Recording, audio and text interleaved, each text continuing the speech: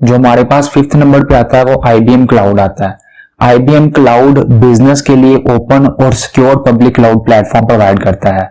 ये platform as a service को infrastructure as a service के साथ कंबाइन करता है।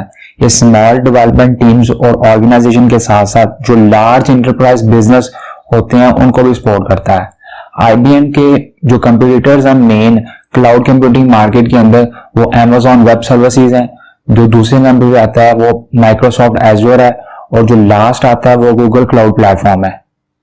और ये मार्केट के अंदर बहुत पुराना है, ये एस्टेब्लिश हुआ था 1911 में और इसके अंदर 4 लाख से ज्यादा जो एम्प्लॉयज हैं वो काम करते हैं।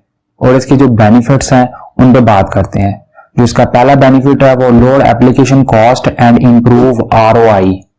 ये AL और ऑटोमेशन के साथ जो आपकी रिटर्न ऑन इन्वेस्टमेंट होती है इसमें भी काफी बेहतरी लाता है और आपकी जो एप्लीकेशन कॉस्ट होती है उसको भी काफी रिड्यूस करता है। तो इसका सेकंड पॉइंट है वो modernised and manage your application. किसी भी प्लेटफॉर्म के ऊपर ये आपकी जो एप्लीकेशन होती है उसको कॉन्टिन्यूसली मॉडर्नाइज करता है और उसको मैनेज करता है।